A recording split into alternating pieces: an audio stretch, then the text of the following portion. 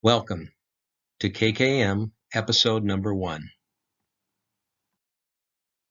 Hi, Os. Hey, what happened to my hair?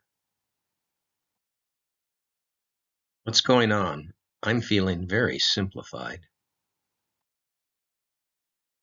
Hey, hey there, Os. Konnichiwa. I hope you're ready. It's time for imagining kanji images. Again, KKM. KKM stands for Karate Kanji Madness.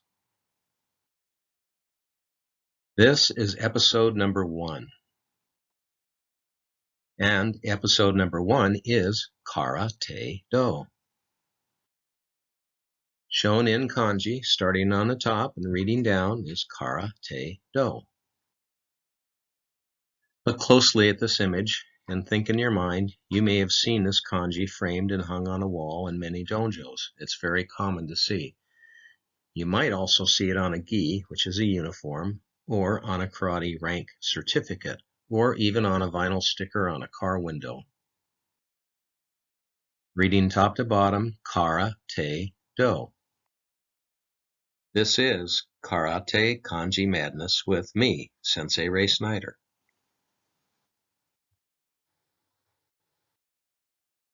Episode number 1 is learning to recognize Karate Do. It's pronounced as karate, not karate. Disclaimer. First note, in these Karate Kanji Madness lessons, the subject of stroke order is not discussed. The attempt here is only to make the kanji images more recognizable and to do it in a fun way, especially to martial arts students who are particularly interested in Japan. Second note, learning how to correctly write the stroke order of kanji is a whole separate area of study. It's important and it involves knowing the correct direction and order, but you can find many videos and articles online to teach you the stroke order if you're interested. Third note, I'm a gaijin, a foreigner, a non-native person. I'm an outsider. The word is composed of 2 kanji being gai, which means outside, and jin, which means person. I love Japan and its people, but I'm not Japanese and I never will be. I understand that. That's fine. That's okay. I appreciate Japan, its people, and its culture. Okay, let's get serious now. In this lesson, Karate Do. So we're going to look at Karate Do, but let's start with Karate. In the top center is Karate, and looking down the left, the very top kanji means open or empty, and the one on the bottom means hand.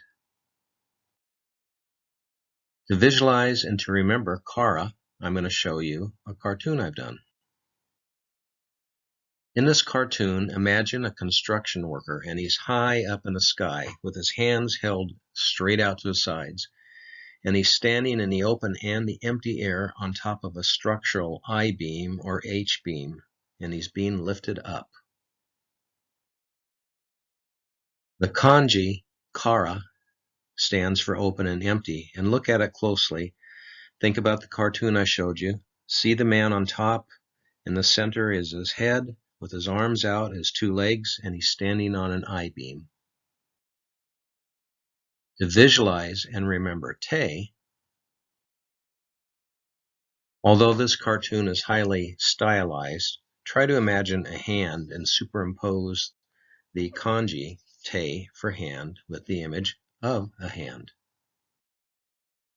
And here is kanji te for hand.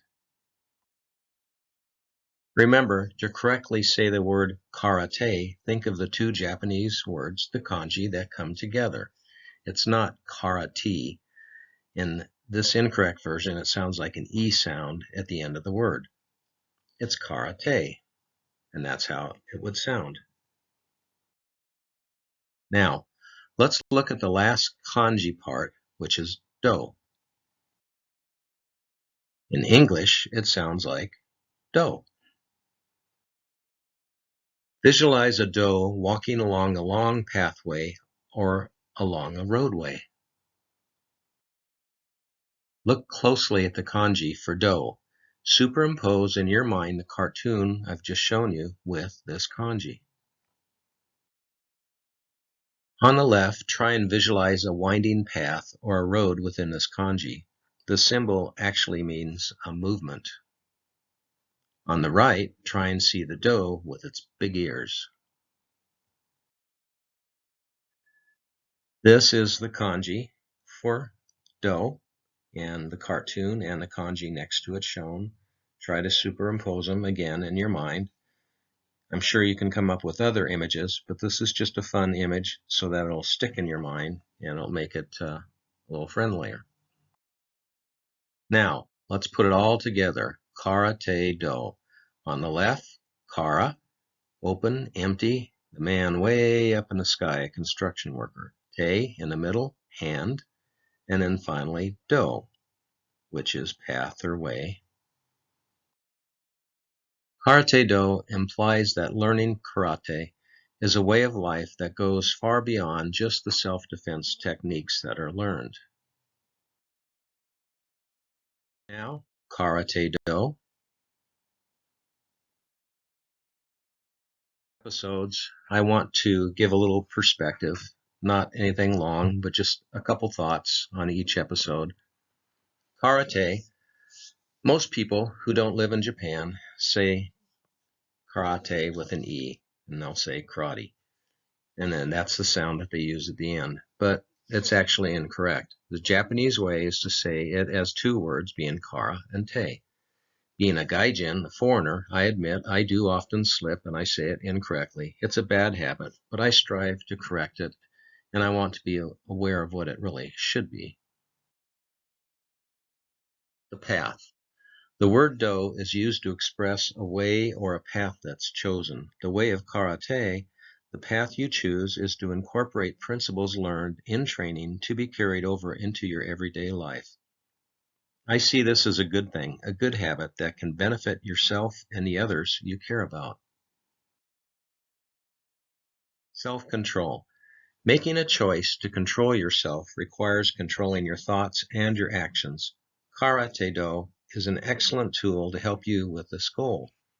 Discipline does have its benefits. You can exercise to be healthier. You can study self-defense to protect yourself and your loved ones. You can use lessons that are learned in a dojo, training hall, to make the world just a little bit safer for you. Self-control is an ongoing process that you can always strive to improve.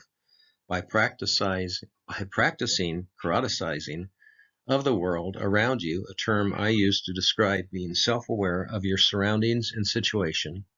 It's a type of situational awareness to strive to have to be safer. You can be more alert as to the world and have improved self-control.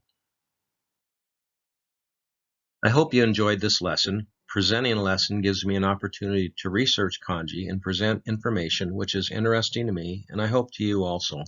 Look for other lessons. Your support is motivating to me to help me create more. Matane, which means see ya. See the KKM website for more information and details. If you saw somebody in this t-shirt, could you read what it says? Matane, see ya.